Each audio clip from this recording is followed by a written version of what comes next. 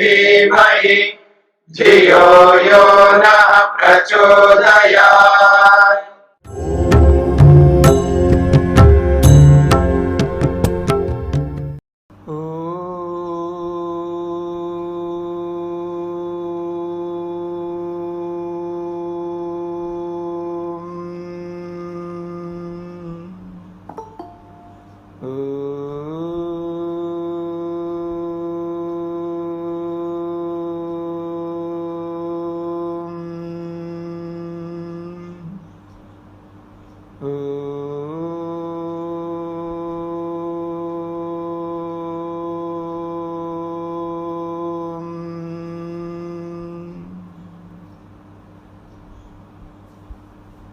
हाँ जी, छांदोग्य उपनिषद 7वां प्रपाठक और प्रसंग चलेगा 11वां खंड।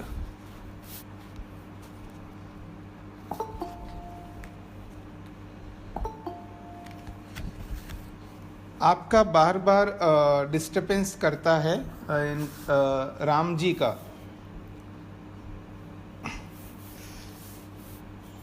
जी,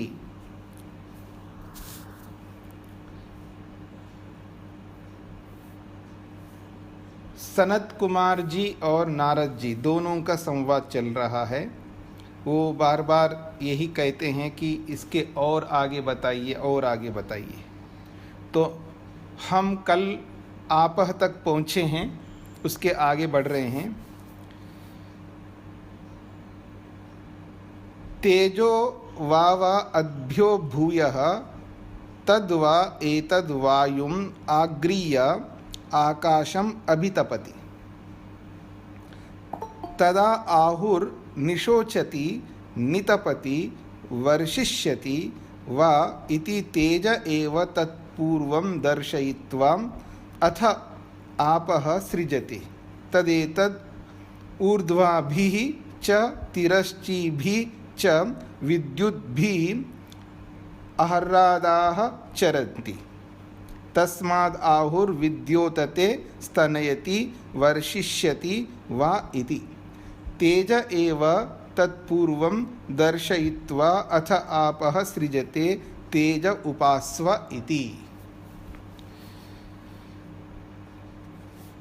सनत कुमार जी नारद जी को कह रहे हैं, हे नारद, आपने कहा है कि आपह से भी बड़ा कौन है, तो सुनो, तेजः व अद्भ्यः भूयः। पानी से, आपह से बड़ा जो है वो तेज है, अग्नि है। तद व एतद, वह ये जो अग्नि है, तेज है, वायुम आगृह्य, वायु को अपने में लपेट कर, वायु को साथ में लेकर के, आकाशम अभितपति, आकाशस्थ समस्त पदार्थों को वो तपाता है या तपाती है। तदा और निशोचति, तब ये कहा जाता है कि ये निशोचति, ये इतनी गर्मी पड़ रही है, सब जगह जो है सूखा पड़ रहा है जी। निशोचति का मतलब एकदम आर्द्रता को वो पूरा खा गई है, जिधर भी देखो सूखा सूखा लगेगा। तो निशोचति, वो सूखा पड़ रहा है जी। और नितपति, नितपति का मतलब गर्मी बहुत बढ़ रही है, जिसको आप कहते हैं तपिश। बस इतनी गर्मी है, बस आदमी परेशान हो रहा है, तो नितपति। और जब ज़्यादा तपिश हो जाता है और असहनीय स्थिति में होती है, फिर ऐसा लगता हाँ बरसात हो गया, तो वर्षिष्यति, फिर वो बरसात को लाएगी। इति तेज एव तत्पूर्वं दर्शयित्वा अथ आपः सृजते। इसलिए कहते हैं इति, इस प्रकार से, तेज एव, ये जो अग्नि है, यही तत्पूर्वं दर्शयित्वा, पहले वो अपने स्वरूप को दिखाती है, मैं क्या हूँ, मेरा क्या स्वरूप हो। तो अपने स्वरूप को दिखा करके अथा उसके बाद में आपः सृजते, वो फिर पानी को सृजन करती है, यानी पानी बनाती है। तदेतत् ऊर्ध्वाभि च तिरश्चीभि च, तदेतद, वो जो अग्नि है कभी ऊपर की ओर उठ रही है, कभी तिरछी उठ रही है। विद्युत भी आहरादः चरन्ति, कभी बिजली चमक रही है तो बिजली को चमकाते हुए, यानी क्या बोलते आप, गरजते हुए वो इधर उधर चरती, वो विचरण करती है अग्नि। तस्माद आहुर, इसीलिए लोग कहते हैं विद्योतते, बिजली चमक रही है। स्तनयति, गर्जना हो रही है, मतलब बादल गरज रहे हैं। फिर उसके बाद वर्षिष्यति, फिर बरसात करेगी वो, ऐसा बोला जाता है। तेज एव तत्पूर्वम दर्शयित्वा, क्योंकि पहले ही अग्नि ही अपने स्वरूप को पहले दिखा करके अथ आप सृजते, फिर वो पानी का सृजन करती है, यानी पानी को बरसाती है। यह पानी हमें उपलब्ध होता है, इसलिए कहा जा रहा है तेज उपास्व इति। हे नारद, तू तेज की उपासना कर, अग्नि को समझ ले, अग्नि का उपयोग ले, अग्नि को व्यवहार में उतार। ये उनका कथन है। सह यह तेजो ब्रह्म इति उपास्ते, तेजस्वी वै सह तेजस्वतो लोकान भास्वतः अपहत तमस्कान अभिसिद्ध्यति। बड़ी अच्छी बात कही जा रही है। कहते हैं जो व्यक्ति तेज को ब्रह्म मान करके उसकी उपासना करता है, अर्थात उसका सेवन करता है, अग्नि का सदुपयोग करता है, वो भी तेजस्वी बन जाता है। तेजस्वी वैसह, वो स्वयं तेजस्वी बनता है। और इतना ही नहीं, तेजस्वतः लोकान, तेजस्वी लोकों को, जो कि भास्वतः, जो सब ओर से प्रकाशमान लोग होते हैं, और अपहत तमस्कान, जहाँ पर तम कहते हैं अंधकार, जहाँ कोई अंधकार ही नहीं है, अंधकार रहित, जो प्रकाश ही प्रकाश से युक्त, जो ज्ञान से परिपूर्ण जो लोग हैं, वहाँ पर जा कर के वो अपने प्रयोजनों को अभिसिद्ध्यति, सिद्ध करता है। यावत तेजः गतम, और जहाँ तक तेज की गति है, जहाँ तक व्यक्ति को तेज ले जा सकती है, अग्नि ले जा सकती है, तत्र, वहाँ तक अस्य यथा कामचारः भवति, वहाँ उसका यथेष्ट आवागमन निर्बाध होता रहता है। यह तेज ब्रह्म इति उपास्ते, जो इस अग्नि को ब्रह्म मान करके उपासना करता है। अस्ति भगवः तेजसः भूया इति। नारद जी पूछ रहे हैं, क्या हे गुरुदेव, ये बताइए, इस अग्नि से, इस तेज से भी बढ़कर कोई है क्या? तेजसा वाव भूय अस्ति इति। हाँ, बिल्कुल है, इस तेज से भी बढ़कर कोई है। तत् में भगवान ब्रवीतु इति, तो उसको हमें, मेरे को बताइए, जो तेज से भी बढ़कर है। तो उत्तर दे रहे हैं, आकाशो वाव तेजसो भूयान। वो कहते हैं निश्चित रूप से इस तेज से भी बढ़कर आकाश है। क्यों? आकाशे वै सूर्या चंद्रमसौ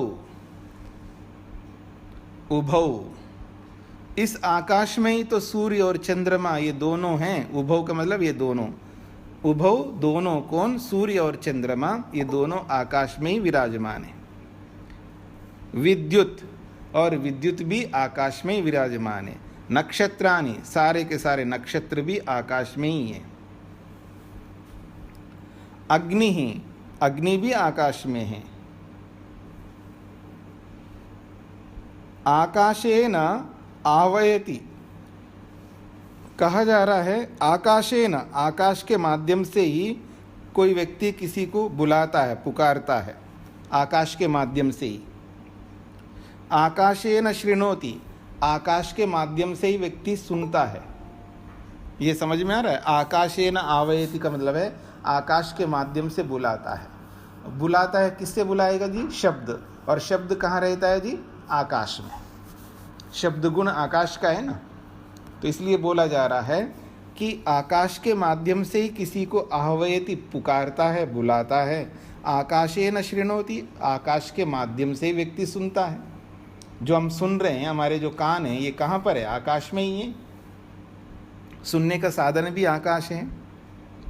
आकाशेन प्रतिशृणोति, आकाश से ही प्रत्युत्तर देता है व्यक्ति। आकाशे रमते, और आदमी रमन भी आकाश में करता है, आना जाना सारे समस्त कार्यों को आकाश में ही निर्बाध रूप से करता है व्यक्ति।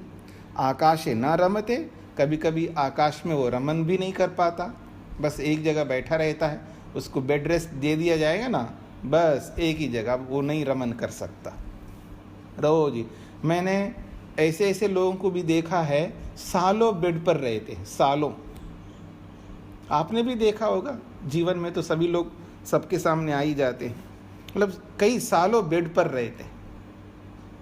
हमने हमारे गुरुजी को तो देखा है, 5-6 साल तक तो लगातार बेड पर रहे, फिर उसके बाद फिर खड़े हो गए, फिर चले कई साल तक, 6 साल तक बेड पर रहे वो। तो कहने का अभिप्राय यह है कि आकाश में ही व्यक्ति सारे कार्य करता है, आकाश में ही रमन करता है, और आकाश में कभी ना रमते। और आकाशे जायते, जब पैदा होता है तो भी आकाश में। आकाशम अभिजायते, फिर कहा आकाशम अभिजायते, आकाश में ही बढ़ता है व्यक्ति, जब अपने जीवन को बढ़ाता है तो इस आकाश में ही उन्नत होता है, आगे बढ़ता है। आकाशम उपास्व इति, इसलिए नारद तुम आकाश की उपासना करो।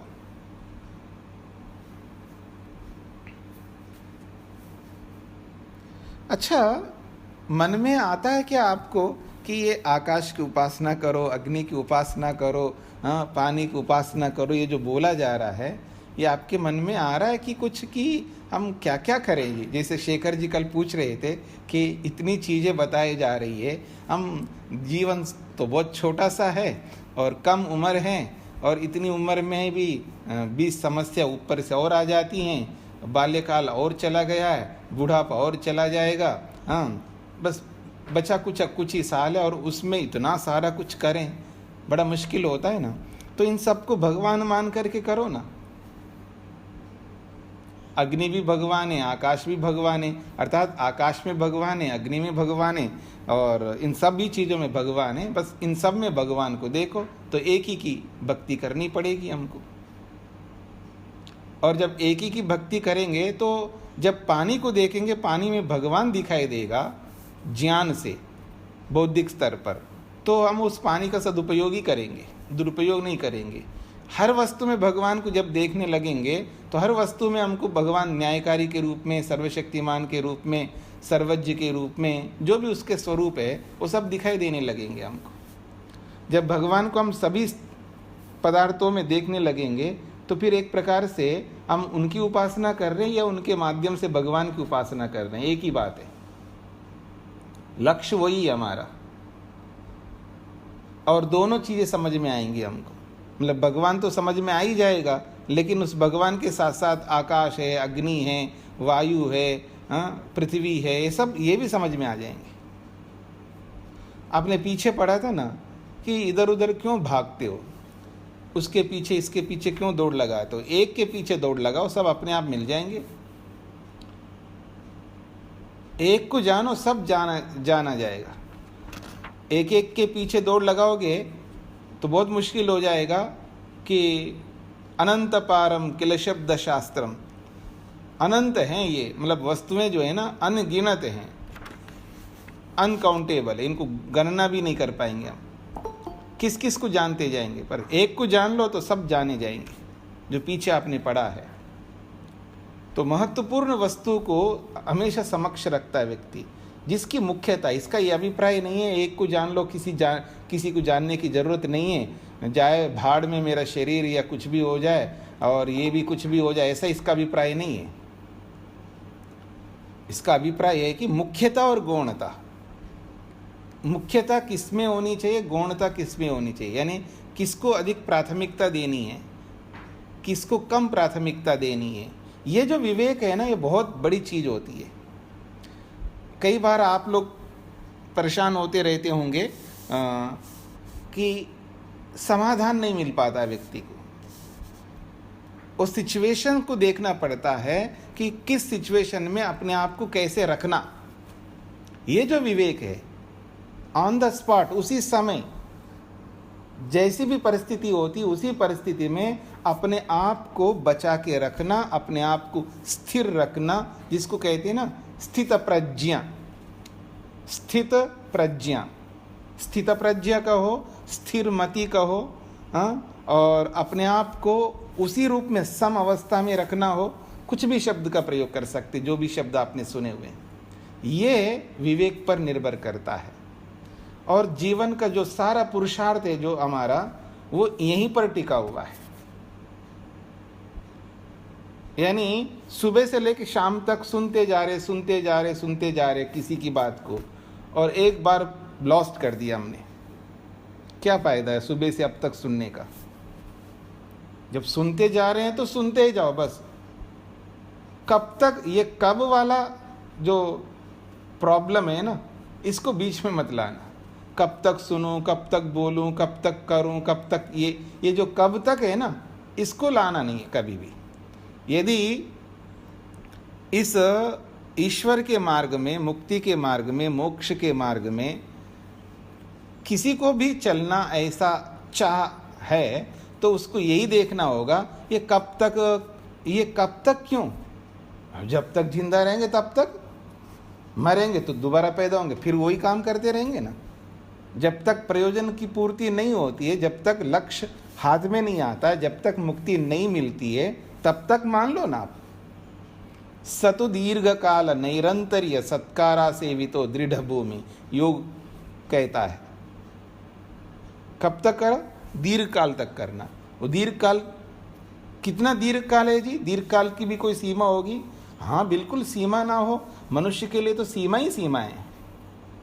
उसकी सीमा बनाना पड़ेगा हमें कि जब तक मुक्ति नहीं होती तब तक। कब होगी जी मुक्ति? वो तो हमारे हाथ में, जब कभी होगी। इस जन्म में चाहते हैं तो इस जन्म में हो जाएगी, अगले जन्म में चाहेंगे तो अगले जन्म में। जब हम चाहेंगे, हमारे हाथ में है सब कुछ। ये फिर उसके बाद कब तक नहीं रहेगा, जब तक आप करोगे तब तक मिल जाएगा आपको।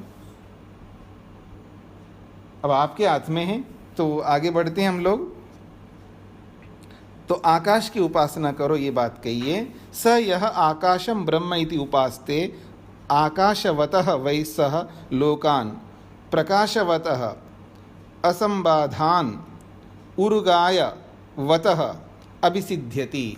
अच्छी बात कही जा रही है। वह जो कोई भी व्यक्ति हम में से आकाश को ब्रह्म मान करके, उसको महत्व दे करके, उसकी प्रधानता को समझते हुए उसका व्यवहार करता है, तो वो भी आकाशवतः वै सह लोकान, वो आकाश वाले लोगों को प्राप्त होता है। उसके पास अवकाश ही अवकाश होता है, उसके पास स्थान ही स्थान होता है।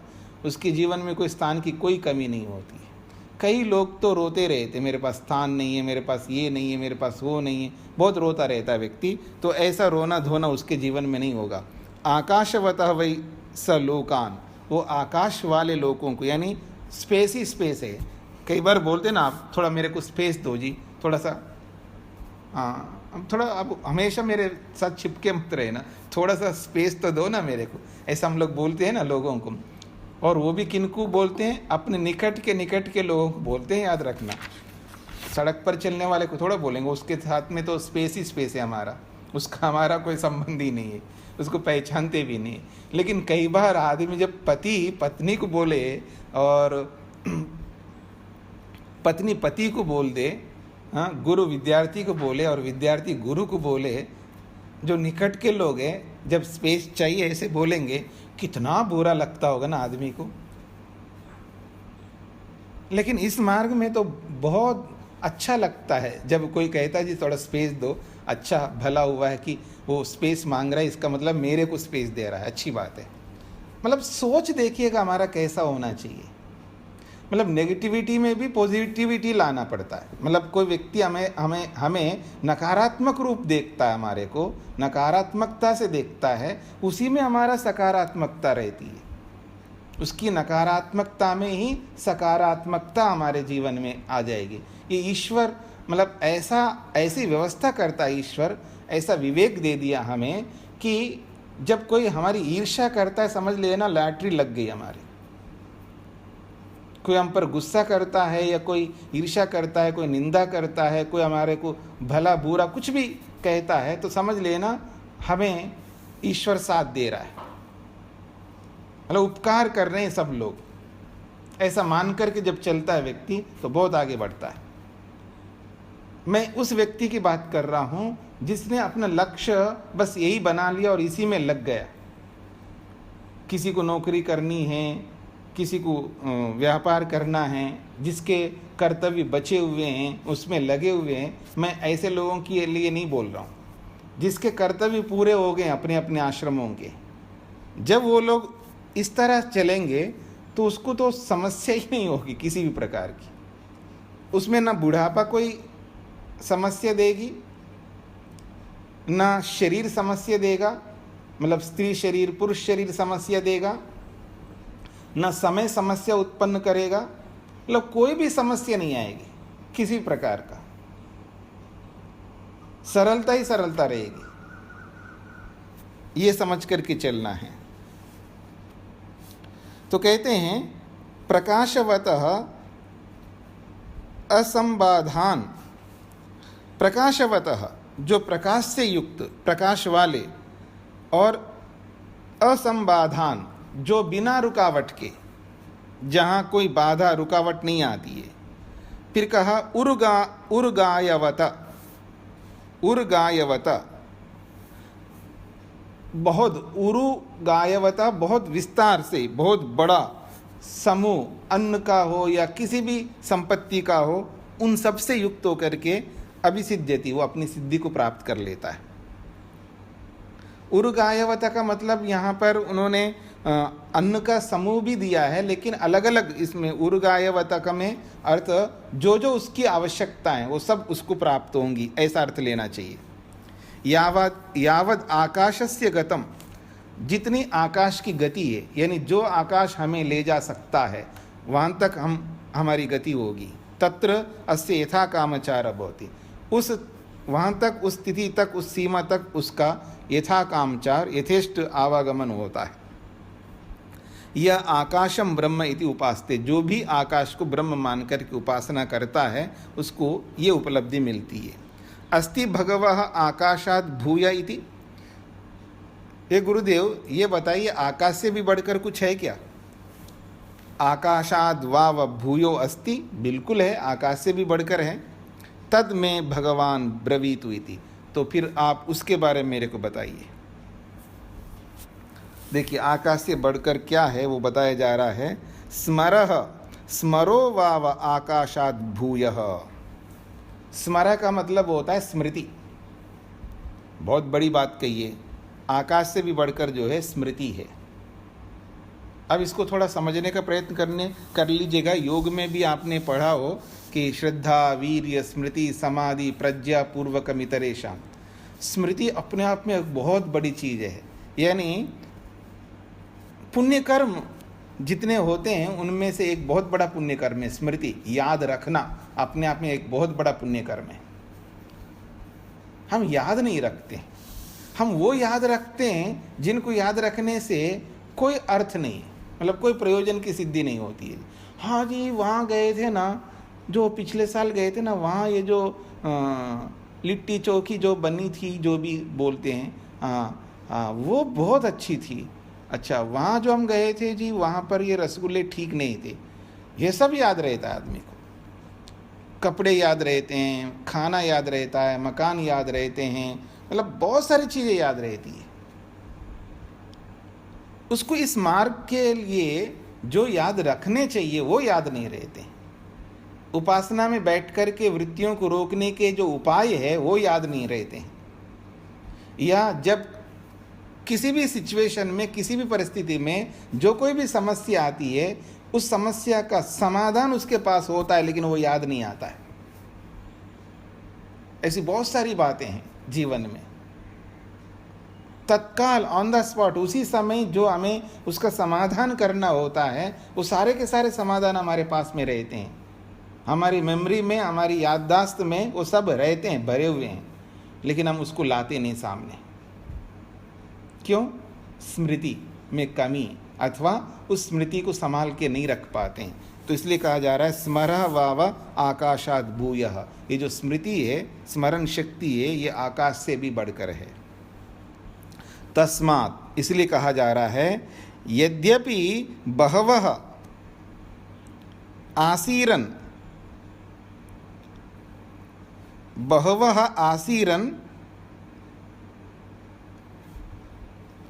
अस्मरन्तः नैव ते कंचन शृणुयुः न मन्वीरन् न विजानीरन्।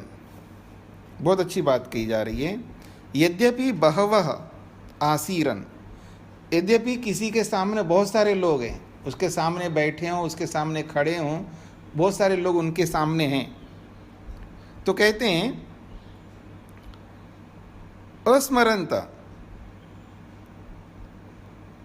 अस्मरंता, उनका स्मरण ही नहीं आ रहा है।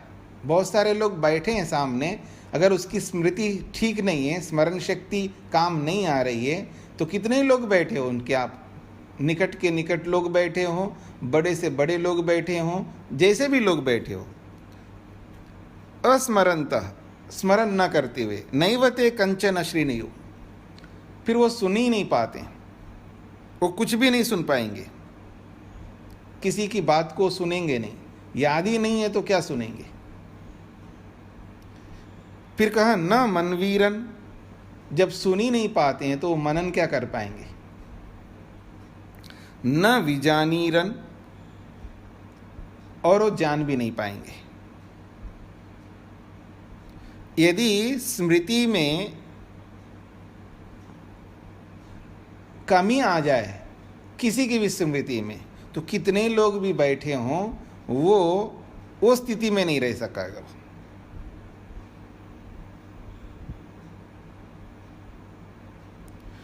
यदि स्मृति बनी नहीं रहती है, उस स्थिति में कोई कितना ही बोले वो सुन नहीं सकता, जब सुन नहीं सकता वो मनन नहीं कर सकता, जो मनन नहीं कर सकता नहीं जान पाएगा, जो अंतिम तत्व को जानना है वो जान नहीं पाएगा। फिर कहा यदा वाव ते स्मरेयु, अब दूसरी बात कही जा रही, यदा जब वाव निश्चित रूप से ते स्मरेयु, और वो स्मरण करने लग जाए, यानी उनके पास स्मृति है, अर्थात स्मृति काम करती है, जहाँ उपयोग में आने वाली स्मृति है उस स्मृति को वो सामने लाते हैं, स्मृति पटल में लाते हैं, मन में लाते हैं। अथ श्रेणुयुः, अब वो सब सुन सकते हैं, वो सारी बातें उनको समझ में आ रही होती है। अथ मनवीरन, फिर वो मनन कर सकते हैं। अथ विजानीरन, फिर वो जान भी सकते हैं। क्यों ऐसा बोला जा रहा है, तो कह रहे हैं स्मरेण वै पुत्रान विजानाति, स्मरण से ही तो पुत्रों को जानता है व्यक्ति, नहीं तो पुत्र कौन है, पराया कौन है, अपना कौन है, कुछ नहीं जान सकता व्यक्ति। जब विशेषकर जब मृत्यु की स्थिति में पहुंच जाता है ना व्यक्ति, तो अब बेटा आ जाए या कोई भी आ जाए, या किसी को समझ नहीं पाता ये बेटा है या कौन है, कुछ नहीं समझ सकता, स्मृति नहीं काम कर रही है। जैसे मृत्यु काल में स्मृति काम नहीं करती है, ठीक इसी प्रकार से सामान्य स्थिति में भी किसी की स्मृति काम नहीं करती है, तो कितनी बड़ी हानि होती है ये समझ सकते हैं हम लोग। स्मरणेन वै पुत्रान विजानाति, स्मरण से ही पुत्रों को जानता है। अब कौन नहीं जानता है जी, आप अपने अपने पुत्रों को देखेंगे तो आप नहीं जानते कि ये मेरे बच्चे हैं।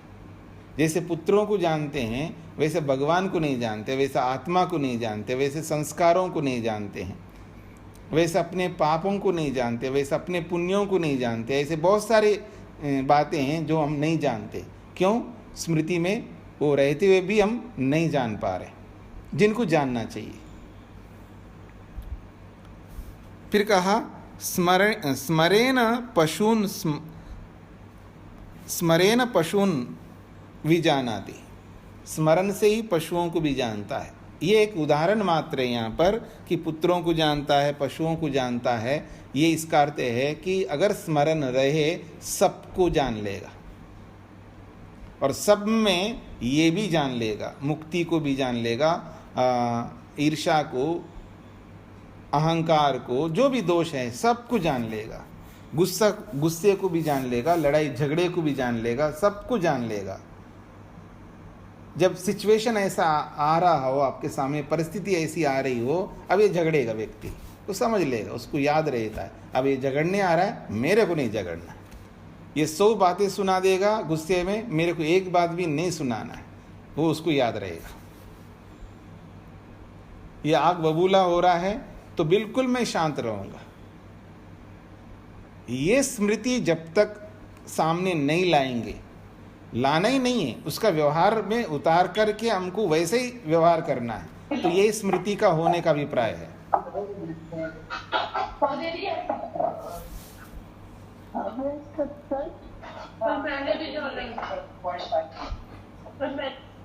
तो ये जो स्मृति में इस तरह का हमारे में आने लगेगा ना, जो जो हमें जब जिस परिस्थिति में हम रहते हैं उस परिस्थिति में, जैसे कंप्यूटर में सब कुछ रहता है, बस हमारा केवल क्लिक करना पड़ता है, वहाँ कर्सर ले जाते हैं और क्लिक करते रहते, सब ओपन होते रहते हैं, सारे फाइल जो है ना सामने खुल करके आते रहते हैं। बस वो काम हमें करना है। अब जैसे आजकल का जो भी है, सब लोग व्हाट्सएप का यूज़ करते हैं, सब लोग एक देखते हैं, तो आपके पास है, सब कुछ आया हुआ है, अब उसको खोल ही नहीं रहे हो, उसको सामने देख ही नहीं रहे हो, सब कुछ आया हुआ है, सब कुछ है उसके अंदर स्टोर है। अब जब तक खोलोगे नहीं तो आपको दिखाई क्या देगा, सुनाई क्या देगा, उसका प्रयोग ही नहीं कर रहे हो आप। तो वही वाली स्थिति हमारे जीवन के साथ जुड़ेगी कि हमारी स्मृति ग्रंथि में सब कुछ है, और हमने न जाने कितने बार वेद पढ़े होंगे, कितने बार क्या क्या पढ़ा होगा, क्या क्या सुना है, सब कुछ रहता है। प्राय मैं एक बात कहा करता हूँ, जैसे खाते खिलाते आते जाते टीवी पर एक नज़र जाती है माँ को, एक नज़र, बस एडवर्टाइजमेंट चल रहे हों, विज्ञापन, एक नज़र गई और उसने एक नज़र में उसको देख लिया है, वो स्थापित हो जाती, स्मृति में बैठ जाती है। फिर उस मॉल में गई या सुपरमार्केट में गई, कहीं भी ग्रोसरी लेने के लिए, कुछ भी लाने के लिए, सामान लाने के लिए गई, और उसकी नज़र में फिर वापस वहाँ दिखाई दिया तो तुरंत पहचान लेते, हाँ इसको मैंने देखा था, एक बार इसको भी देख ले।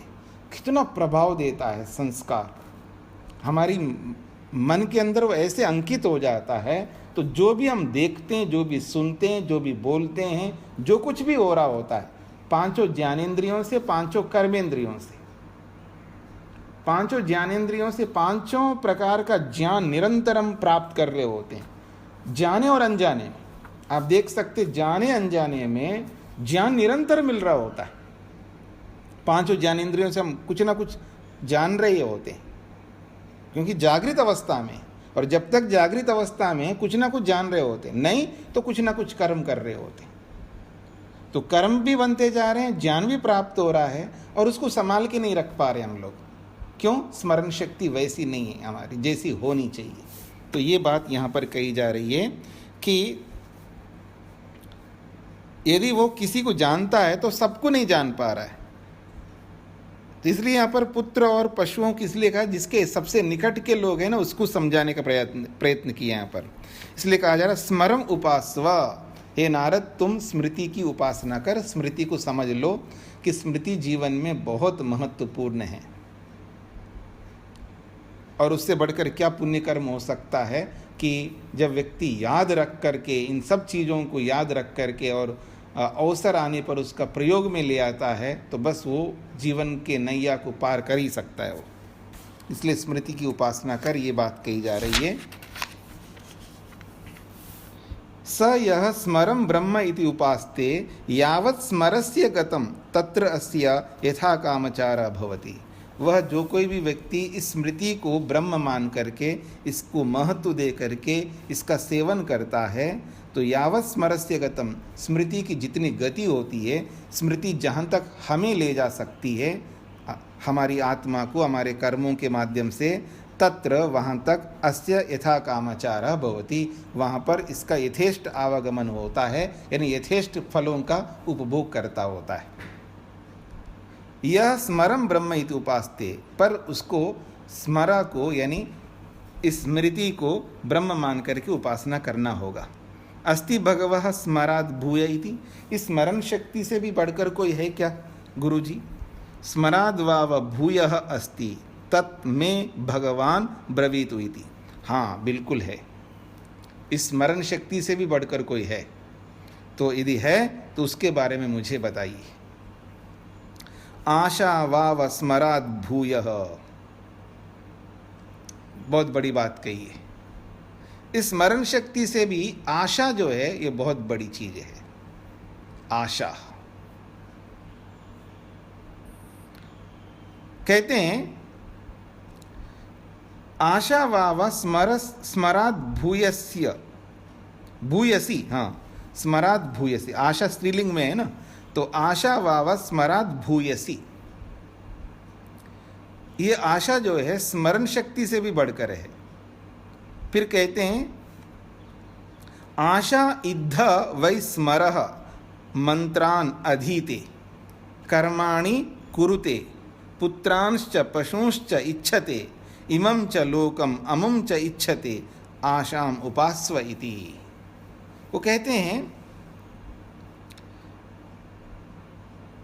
आशा इद्ध वै स्मरः मंत्रान अधीते, वो कहते हैं आशा, ये जो आशा है, इद्धा, इद्धा कहते हैं आशा प्रदीप, आशा की प्रदीप्ति, यानी आशा का उगना, आशा का प्रकट होना, ऐसा कह सकते। इद्धा का मतलब है प्रदीप्त होना होता है शब्दार्थ, पर आशा जब प्रकट होती है हमारे मन के अंदर, आशा ही नहीं प्रकट होती है हमारे मन के अंदर, मतलब यथार्थ रूप में, ऐसे ऊपर ऊपर की बातों में नहीं। जैसे कोई जब मेहमान आता है ना घर पे, और उससे हमें बड़ी परेशानी होती है उस मेहमान, कोई कोई ऐसा मेहमान हर घर में होता ही होगा, तो उसके आते ही परेशानी ज़्यादा होती है, पर उसको कह नहीं सकता आदमी, और ऊपर ऊपर से उससे छुपड़ी छुपड़ी बातें करते हैं। फिर तो ऐसे ही हम अपने जीवन में वैसी स्थिति में रहते हैं बहुत सारी चीज़ों में, चाहे वो मुक्ति के बारे में हो, चाहे वो पुनर्जन्म के बारे में हो, चाहे वो मृत्यु के बारे में हो, चाहे वो जन्म के बारे में हो, या किसी के बारे में हो। जो यथार्थ में जो आशा, आशा का अर्थ है इच्छा, और वो इच्छा, जिस इच्छा की आवश्यकता है यहाँ पर, ऐसे ही ऊपर ऊपर से जब हम इच्छा रखते हैं ना, हाँ जी चाहता तो हूँ कि समाधि लगाना, अरे भले आदमी जब समाधि लगाना चाहते हो तो ये झगड़ा क्यों करते हो? मेरे सामने पता नहीं कितने कपल्स आए, मतलब कितने पति पत्नी आए हैं, दो जोड़े के रूप में, चाहे पति पत्नी हो या भाई बहन हो, जो दो दो व्यक्ति के रूप में। न जाने मैंने कितने लोगों को, मेरे को याद भी नहीं है कितने लोगों को बोला होगा कि आप बिना लड़े रह सकते हैं क्या? एक ने भी आज तक ये स्वीकार नहीं किया कि ऐसे कैसे हो सकता है कि बिना लड़े रहे। कुछ तो लड़ाई होगी ना, कुछ तो तू मैं होता है ना, कुछ तो होगा, मतलब मिलकर के नहीं रह सकते। यानी झगड़ा इट मीन्स हिंसा। हिंसा का मतलब है यम का पहले विभाग में ही फेल। आप देख सकते हैं, आप विचार कर सकते हैं, मतलब यम नियम आसन प्राणायाम प्रत्याहार धारणा ध्यान समाधि जो योग के 8 अंग हैं, और पहला अंग है यम, और यम का पहला विभाग है अहिंसा, और उसका विरोधी हिंसा। अब इस हिंसा को हम नहीं रोक नहीं पाए। 81 प्रकार की जो हिंसा है ना, क्या समझ में आता है कि आप जाकर के किसी भेड़ बकरी को काट रहे हैं, ऐसे थोड़ा बोल रहा हूँ मैं। आप तो ये बिल्कुल नहीं कर सकते, आप उसको तो बहुत बड़ा पाप मानते, बहुत अच्छी बात है। किसी पशु, आप तो मच्छर को भी मारने में परेशानी होते हैं आपको, कई लोग ऐसे होते हैं मच्छर को भी मारते नहीं है, ठीक है, अच्छी बात है जी। दवाई छिड़केंगे तो ये चींटियाँ मर जाएंगे जी, इसको ऐसे जैसे तैसे हटाएंगे, इतना ध्यान रखते हैं, इतना ध्यान उस कीड़े मकोड़े के प्रति रखते हैं। पति के लिए, पत्नी के लिए, सास के लिए, बहू के लिए क्यों नहीं रखते हम लोग? हाँ ठीक है ना, अच्छी बात है ना। मतलब मूक बधिर जो, मतलब पशुओं के प्रति जो प्रेम दिखाते हैं हम लोग, जो अहिंसा का भाव जगता है, वही भाव जो हमारे निकट के रहने वालों के प्रति क्यों नहीं जग रहा है? क्यों हम बिना झगड़े नहीं रह सकते? कहीं तो हमारी स्थिति ऐसी हो ना, प्रारंभ कहीं से तो हो हमारे जीवन में, मतलब कहीं से तो स्टार्ट करें। इसलिए वेदव्यास ने कहा कि आगे के जितने भी है वो सब अहिंसा पर ही टिके हुए हैं, और अहिंसा ही आधारी बेस ही हमारा नहीं हो पाया तो वो आगे का मकान कैसे बनेगा, बहुत मुश्किल हो जाएगा। तो इसलिए कहा जा रहा है ये जो इच्छा है हमारी वो ऐसी इच्छा हो जिस इच्छा से व्यक्ति प्रयोजन को पूरा कर सकता हो। तो इसलिए कहा जा रहा है यहाँ पर आशा इद्ध, ये जो आशा है ये प्रदीप्त होती है, आत्मा के अंदर वो इच्छा जो है प्रकट हो रही होती है। तब स्मरा मंत्रान अधीते, तब ये जो स्मृति है हमारी, स्मरा का मतलब स्मृति याददाश्त, ये मंत्रान अधीते, तब वो मंत्र पढ़ देती है, तब वो स्मृति जो है मंत्र का रिकॉल करती है, यानी वो स्मृति मंत्रों का उच्चारण कर रही होती है। फिर कर्मानि कुरुते, वो स्मृति आती है ना कि हाँ ऐसा ही करना है, ये स्मृति आनी चाहिए, हाँ ये गुस्सा कर रहा है मेरे को नहीं करना है, वो स्मरण कराता रहता है ना। तो जैसे जैसे वो स्मरण कराता रहता है फिर वो कर्मानि कुरुते, फिर वैसा वैसा कर्म करता है व्यक्ति। पुत्रांश्च पशुंश्च इच्छते, फिर वो पुत्र पशु आदि सब जो जो चाह, जो जो आशा रखता है वो सब पूरा करने लगता है। इमं च लोकम अमुम च, इस लोक को चाहता है तो ये लोक मिलेगा, और अमुम का मतलब है परलोक को चाहेगा तो परलोक भी मिलेगा। सब जो भी इच्छते, जो भी चाहता है सब कुछ उसको प्राप्त होता है। इसलिए आशाम उपास्व इति, ये नारद तुम आशा की उपासना करो, ये बात कही है। आप देखेंगे ना कोई कोई कहे अब तो जी सब देख लिया जी, अब तो कोई इच्छा ही नहीं है, मतलब मरना चाहते हो क्या? हाँ, इच्छा क्यों नहीं है? इच्छा होनी चाहिए ना। मतलब इच्छा का ना होने का मतलब पुरुषार्थहीन बनना चाहते हैं। जब तक इच्छा रहेगी तब तक पुरुषार्थ करता रहेगा व्यक्ति। इच्छा का ना होने का मतलब है पुरुषार्थ से शून्य होना। हाँ, इच्छा हमेशा रखनी होती है। जो हमने किया नहीं है उसकी इच्छा रखो ना, जो हमने पाया नहीं उसकी इच्छा रखो। चाहे वो वैराग्य की इच्छा हो, वो आश्रम बदलने की इच्छा हो, या वो और भी जो जो इच्छाएं जो अभी अभी हमने पूरा नहीं किया है। जो कर चुके हैं उसके बारे में नहीं सोचना है, जो नहीं करे ना उसके बारे में सोचना, उसके बारे में इच्छाएं रखनी है। तो इसलिए आशा की उपासना करो, ये बात कही जा रही है। स यह आशाम ब्रह्म इति उपास्ते,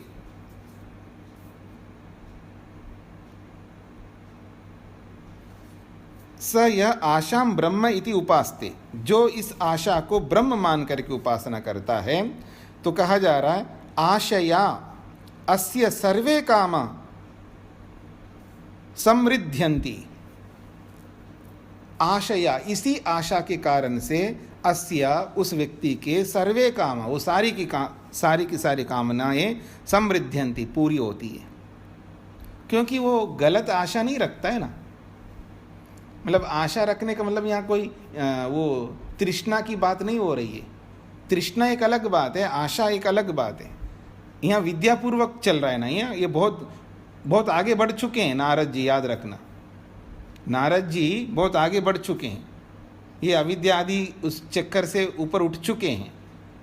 सब जीवन में सब चीज़ों को क्रियात्मक रूप ला करके अपने आप को वो करता जा रहा है, कर्मों में बदलता जा रहा है, उसके सारे कर्म ही चल रहे हैं यहाँ पर। तो इसलिए वो अविद्या वाली बात नहीं है यहाँ पर, इसलिए वो उस तृष्णा के ऊपर मत जाना आप। तो कहा जा रहा है सर्वे कामा समृद्ध्यन्ति, उसकी सारी कामनाएं पूरी होती है। फिर कहा अमोघा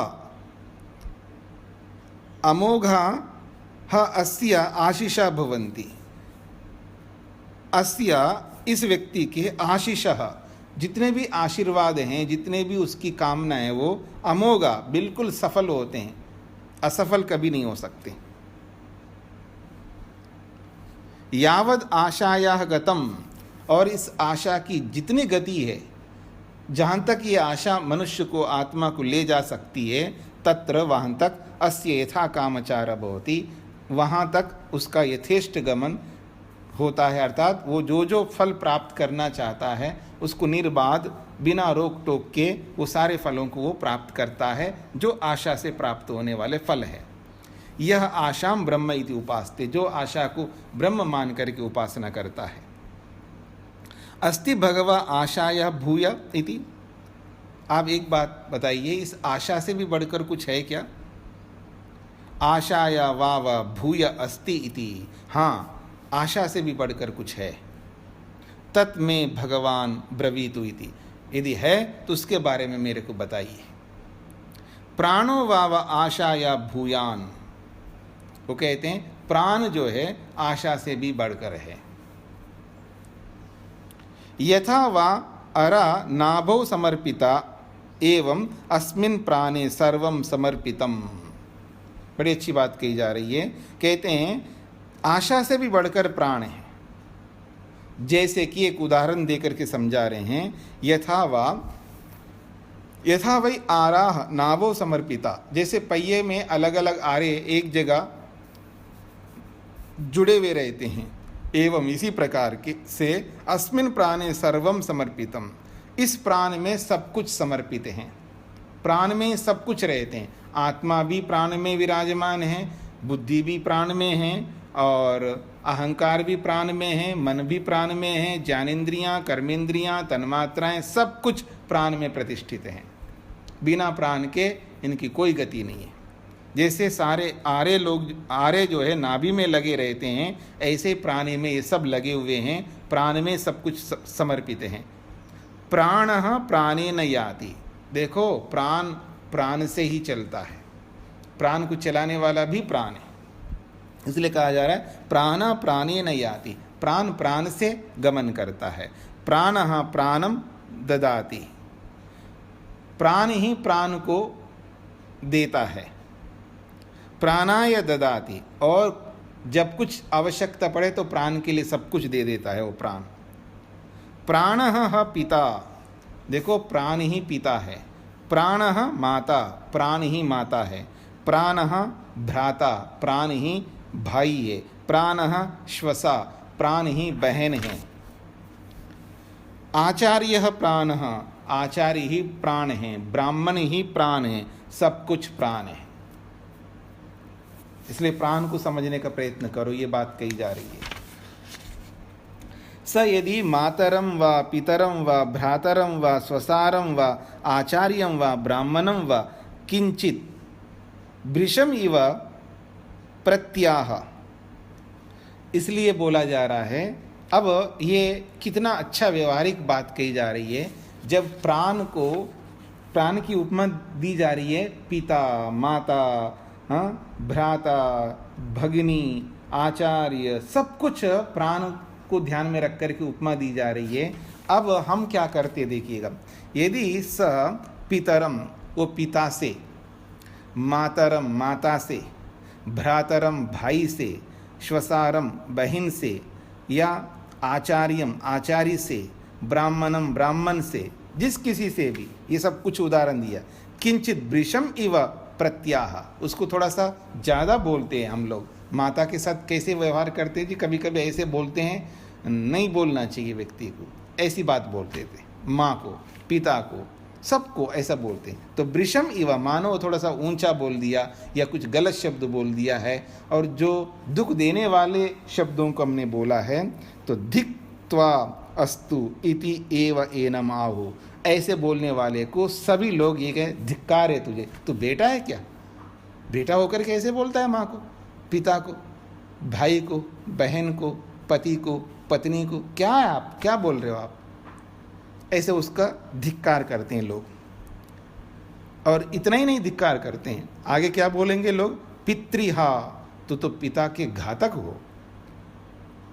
पितृहा वै त्वम असि, तुम तो पितृघातक हो। मातृहा वै त्वम असि, तू माता के घातक हो। तो माता को, माँ क्या समझ रहे हो आप, उसका हनन कर रहे हो। तो पितृघात हो, मातृघात हो। और भ्रातृहा, तुम भाई के भी घातक हो।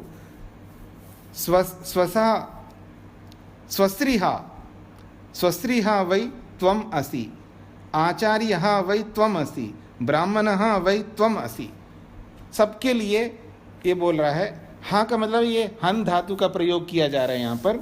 तो यानी पितृघातक, मातृघातक, भ्रातृघातक, बहन घातक, और आचार्य घातक, ब्राह्मण घातक तुम हो, ऐसा उसको कहते हैं या उसकी निंदा करते हैं। जो उसके जीवन में महत्वपूर्ण लोग हैं, उन लोगों को तुम क्या समझ रहे हो और उनके साथ क्या व्यवहार कर रहे हो? तुम तो उनके घातक हो, उनके रक्षक नहीं हो, ऐसा कह करके उसको धिक्कारते हैं। ये बात कही जा रही है। जी, तो इतना ही रखते हैं आज। किसी कोई प्रश्न हो तो पूछ सकते हैं। जी, ये प्राण प्राण के द्वारा होता है, मतलब प्राण क्या बोला आपने? प्राण प्राणेन याति, प्राण प्राण से चलता है। जी जी, मतलब जो हमारे शरीर में 10 प्राण है ना जी, 10 प्राण हैं, तो अब प्राण को गमन करना है तो कैसे गमन करेगा? व्यान नामक प्राण है, पूरे शरीर में फैला हुआ है, उसका क्या काम है? अगर प्राण आ गया है तो उसको सब जगह ले जाने का काम कौन करेगा? व्यान कर सकता है ना। ऊर्ध्व, जैसे एक प्राण है ना, उदान नामक प्राण है, ऊपर ले जाने वाला है। तो उदान नामक प्राण ऊपर ले जाएगा, तो जब किसी को मरना है अथवा शरीर छोड़ना है तो उदान नामक प्राण जो है ना ऊर्ध्वगमन कराएगा व्यक्ति को, योगी को। तो प्राण ही ले जा रहा है बाकी प्राणों को। तो प्राण शब्द यहाँ पर केवल वही प्राण नहीं लेना है, 10 प्राण। यहाँ प्राण शब्द से सभी इंद्रियों को लेना है। मुख्य प्राण तो है ही है, उसके साथ साथ जब प्राण प्राण को ले जाता है का मतलब एक तो मुख्य प्राण होंगे, प्राण अपान व्यान उदान आदि, और बाकी जो जाने वाले प्राण हैं वो इंद्रियां होंगी। ये भी ले सकते हैं, और प्राणों में भी एक प्राण दूसरे प्राण को भी ले जाने वाले होंगे, ऐसा लेना है।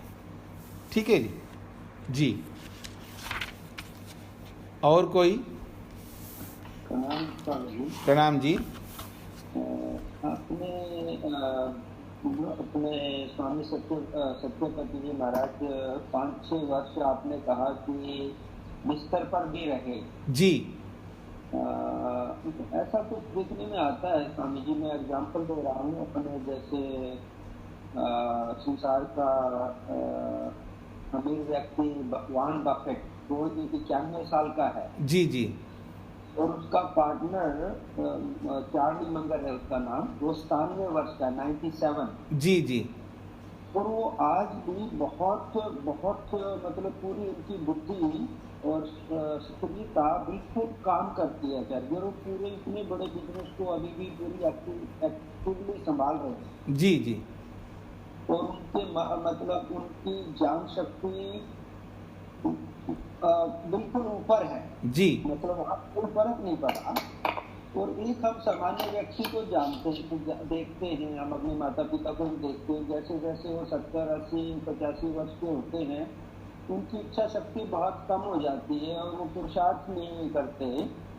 मैं ये जानना चाहता था कि स्वामी जी की कैसी सिचुएशन थी जब उन्होंने बिस्तर पकड़ लिया था। तो एक तो हो जाता है कि भाई हम गए तो अपनी इच्छा शक्ति कम हो जाती है और फिर मतलब पुरुषार्थ नहीं करते, बस बिल्कुल मतलब जीवन कुछ काम का नहीं रहता।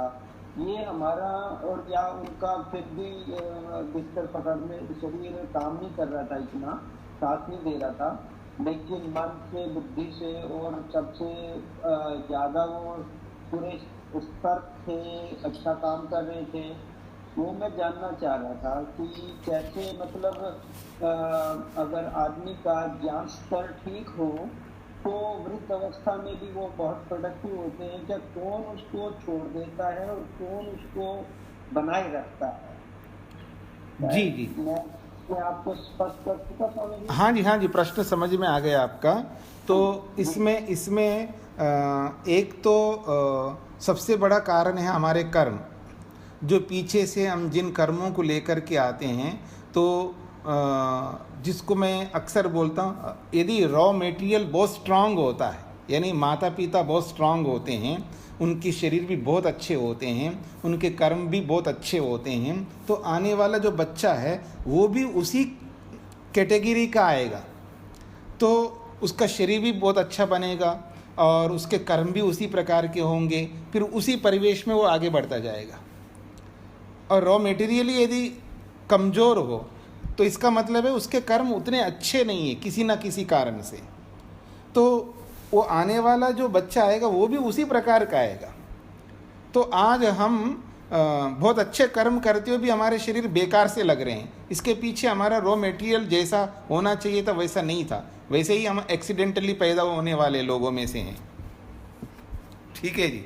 तो इस दृष्टिकोण से कमियां बहुत सारी है हमारे जीवन में।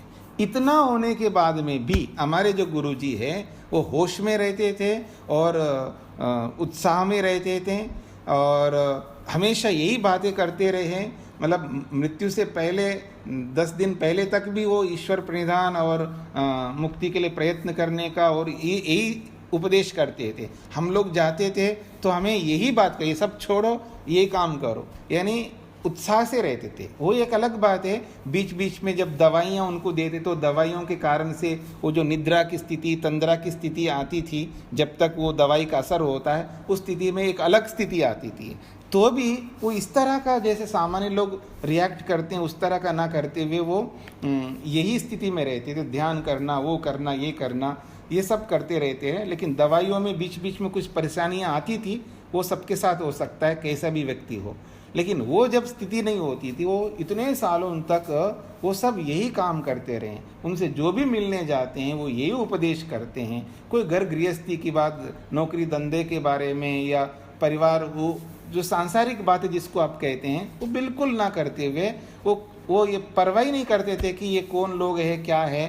परवाह का मतलब एक शिष्ट व्यक्ति की दृष्टि से बोल रहा हूँ कि आप क्या समझेंगे, आप बुरा मानेंगे, इस तरह का वो परवाह ना करते हुए जो होना चाहिए यथार्थ में वही बोला करते थे वो।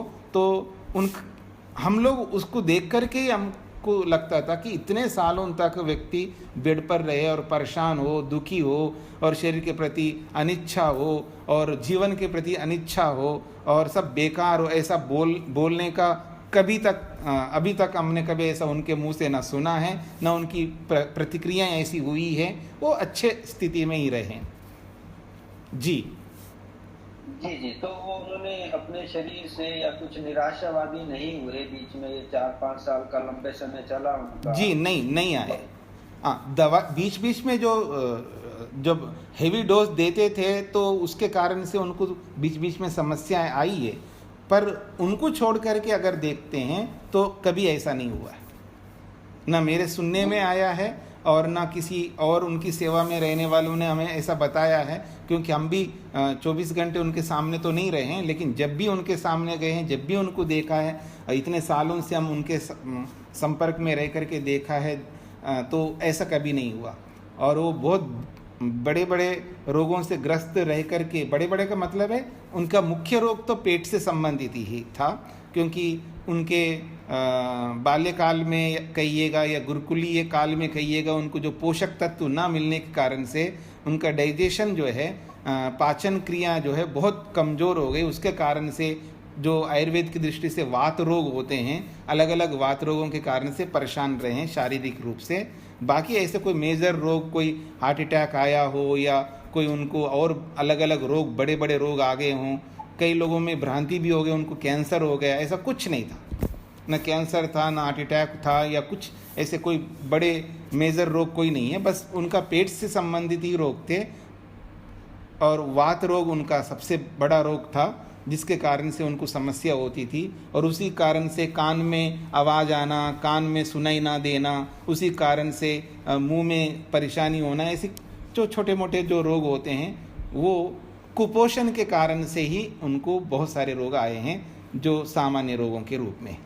पर इन सब के होते हुए भी, बहुत परेशानी की स्थिति में रहते हुए भी अपने आप को बनाए रखते थे वो और बताते थे। क्योंकि उनकी सेवा में जब हम विद्यार्थी काल में भी थे या अध्यापक के रूप में भी हम लोग उनके समय में थे, तब भी वो उनकी सेवा में रहते थे। जब वो हॉस्पिटलाइज्ड होते थे उस समय, तब भी वो हमें बता, देखो अभी मेरे को बहुत दर्द हो रहा है, लेकिन मैं इस दर्द को सहन कर रहा हूँ, अब मैं उपासना करता हूँ, आप लोग देखो। ऐसा हमारे सामने, मतलब हमें बिठा करके दिखाते थे वो, देखो अब मैं समाधि लगा रहा हूँ, मैं ध्यान कर रहा हूँ, मैं ईश्वर प्रणिधान कर रहा हूँ, बहुत भयंकर रोग हो रहा है, मतलब भयंकर पीड़ा हो रही है, लेकिन मैं सहन कर रहा हूँ, और बुखार भी है, डॉक्टर भी परेशान होते थे कि आदमी कैसे ऐसे रह सकते हैं, तो अच्छी स्थिति में ही रहेगी। जी स्वामी जी, तो ऐसा आपने तो काफी तपस्वी ज्ञानी और सन्यासियों को भी देखा होगा। जी तो जी। उनका जीवन ऐसे ही होता है वृद्ध अवस्था में ना। हाँ, मतलब कुछ लोग ऐसे भी जो योग की स्थिति में नहीं है, वो उनके परेशानियों को भी देखा है हमने। बहुत परेशान करते, मैं एक सन्यासी की सेवा भी मैंने किया है, कि वो मल मूत्र में लथपथ होते थे और कई बार तो मल को उठा करके हम पर फेंकते थे, हम मल से लथपथ हमें भी करते थे, और किचन में तक उन्होंने मल को फेंका, ऐसा कुछ बहुत कुछ किया है, फिर भी उनकी हमने सेवा की है। और वो मानसिक रूप से विचलित रूप में थे, पर ऐसी स्थिति में वो नहीं थे, योग की स्थिति में नहीं थे, वो सामान्य रूप से जैसे सन्यासी लोग होते हैं उस रूप में थे। जी जी स्वामी जी, धन्यवाद जी। जी और एक व्यक्ति को हमने देखा है जो साधारण व्यक्ति थे, एक डॉक्टर थे, लेकिन वो भी सालों तक बेड पर रहे हैं और ऐसे लेटे रहे, लेकिन चू नहीं करना, कोई शिकायत नहीं करना, बिल्कुल शांत अवस्था में रहना, जो खिलाया पिलाया उसी रूप में रहना, कोई समस्या पैदा नहीं की है। ऐसे बहुत अच्छे एक नेक आत्मा को भी हमने देखा है, अजमेर में थे वो, और बहुत अच्छे व्यक्ति थे, साधारण रूप से एक डॉक्टर थे, और ऐसा नहीं थे वो कि आर्य समाज से ज़्यादा परिचित हो। उनके परिवार के लोग सब लोग आर्य समाज से जुड़े हुए थे, सब कुछ थे, लेकिन वो व्यक्ति बहुत अच्छे नेक आत्मा थे। तो उस व्यक्ति को हमने भी देखा है, और देखने के लिए भी बीच बीच में जाते थे उनके घर पे, उनकी सेवा जो होती थी, और वो बताते थे कि इनको कोई समस्या नहीं किया है उन्होंने। कोई पुण्य कर्म रहे होंगे, ऐसे भी कोई लोग, सामान्य लोग भी मिलते हैं अच्छे स्थिति में रहने वाले, लेकिन अक्सर जो है शिकायत करने वाले ही मिलते हैं। जी जी स्वामी जी, हाँ जैसे आपने अभी कहा, हमारे पिताजी भी 91 वर्ष के हैं एक्चुअली जी। उनमें सबसे बड़ा गुण जो मैं जानता हूँ, उनमें कभी भी किसी के दूसरे के प्रति कोई द्वेष भावना नहीं है। हमारे परिवार में और कोई भी ऊपर उठता था तो उनको सदा, उनको बहुत अच्छा लगता था, किसी तरह की द्वेष भावना नहीं, ये बहुत बड़ी बात थी। जी जी। अब मतलब वो ऐसे स्वस्थ हैं पूरी तरह से, और उनको कोई भी आज तक कोई शिकायत नहीं रही, कभी शिकायत नहीं करते किसी भी चीज की, आज तक शिकायत नहीं करते, ना ही कभी बताएंगे कि भाई उन्हें किसी तरह का दर्द है, किसी तरह की कोई शिकायत है, कमी है, कुछ भी नहीं है। लेकिन हमें ऐसा लगता है कि उन्होंने पुरुषार्थ छोड़ दिया है, मतलब जी जी जी जैसे लेकिन उनके मतलब उन्होंने जीवन से कहीं भी कोई किसी से भी शिकायत नहीं। जी, अलग अलग व्यक्तियों के अलग अलग कुछ अच्छे स्किल्स होते हैं, वो डेवलप उन लोगों ने किया होता है। हर क्षेत्र में अगर डेवलप करे तो फिर व्यक्ति मुक्ति के मार्ग में आगे बढ़ पाएगा जल्दी। तो उनके जीवन में एक ये रहा कि वो शिकायत नहीं का, एक बहुत बड़ी बात होती है। ये बड़े बड़े मेहनत करने वाले, योग मार्ग में चलने वाले भी ऐसा नहीं कर पाते हैं। ऐसे ही गुण जो है दूसरों में भी देखा जाता है, लेकिन ओवरऑल आप सर्वांगीण दृष्टिकोण से देखेंगे तो वो हमें होना चाहिए। ये योग मार्ग यही सिखाएगा। यथार्थ रूप में इस मार्ग में हम चलेंगे तो हर दृष्टि से अपने आप को जैसे बनना चाहे वैसे बनाने का ये प्रयत्न करेगा। ये योग प्रयत्न का ये तो करता ही है, हमें उसको हम एक्सेप्ट नहीं कर पा रहे हैं, वो एक अलग बात होता है। योग तो व्यक्ति को वैसे ही चलाता है जैसा व्यक्ति को चलना चाहिए, और इस मार्ग को अपना करके जो भी चलेगा दिल से, आत्मा से, और यथार्थ रूप में ये क्रियात्मक रूप अपने आप को देता हुआ चलेगा, तो उसके जीवन में ऐसे ही आएगा जैसे दुनिया के अलग अलग लोगों में अलग अलग विशेषताएं जो होती हैं, वो विशेषताएं एक ही व्यक्ति में पाई जाएंगी फिर। जी जी स्वामी जी, धन्यवाद जी। तो इसको यहीं पर विराम देते हैं, और इससे पहले मैं, श्वेता जी हैं,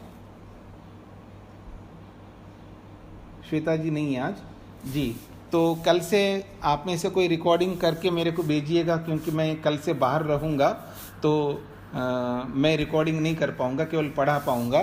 तो आप में से कोई रिकॉर्डिंग करें, जिनके पास आईफोन हो वो रिकॉर्डिंग करें, फिर मेरे को भेज दें, भेजने में सरलता रहेगी। रेणु जी आप कर लेंगे? स्वामी जी आईफोन नहीं है मेरे पास, तो सिंपल फोन एंड्रॉइड था। अच्छा, आपके पास था ना, क्या हो गया? जी जी, बहुत टाइम पहले खो गया था स्वामी जी। अच्छा जी जी जी। तो और किसी के पास में?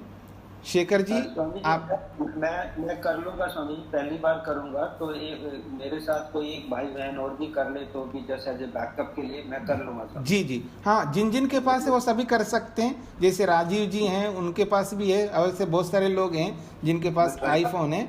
बस केवल उसको आप टेप कर लीजिएगा, मतलब रिकॉर्ड कर लीजिएगा, फिर मैं भी ट्राई कर लेता हूँ। जी जी जी। आप स्वामी जी कौन से प्रोग्राम में उसको रिकॉर्ड करते हैं? मैं बस ये इसमें जो एप्पल अपने इसमें ये जो अभी बता देता हूँ मैं, वॉइस मेमोस के नाम से जो लिखा हुआ रहता है ना, ठीक है जी। हाँ, उसमें करता हूँ, इजी रहता है। जी जी जी स्वामी जी। हाँ, वॉइस मेमोस के नाम से जो इसमें वो है ऐप, उसको खोलिएगा, हर एप्पल फ़ोन में रहता है। बस उसको खोल करके रिकॉर्डिंग करना है, उसको लिख देना है सेव करके, बस यही है और कुछ नहीं है, इजी है। जी समझ गया स्वामी जी जी मेरा छोटा सा प्रश्न है, जी। उदान पुराण जो है वो क्या योगियों के ही प्राण को ऊपर की ओर लेके जाते हैं या कि वे साधारण व्यक्ति के? नहीं, यानी उदान नामक प्राण के बहुत सारे काम हैं, वो सबके काम कर सबके लिए करता है, लेकिन जब शरीर छोड़ता है व्यक्ति तब उसका जो उसकी जो आत्मा है, उसके साथ में जो सब 18 तत्व जो जाएंगे आत्मा के साथ में, वो ऊपर से ही जाएगा। तो उदान नामक प्राण जो है उसको ऊपर की ओर से ले जाएगा, बाकी लोगों को नहीं ले जाएगा। बाकी शरीर में जो भी हमको बहुत सारे तत्व चाहिए ना, जो सिर तक पहुंचाना है, ऊपर तक पहुंचाना है, तो उदान नामक प्राण ही पहुंचा देता है। वो सबके लिए बराबर काम करता है। एक्स्ट्रा काम जो है वो समाधिस्थ जो योगी होता है, जिसको मुक्ति की ओर जाना होता है, उसको ऊर्ध्वगमन कराने का काम भी करता है। जी।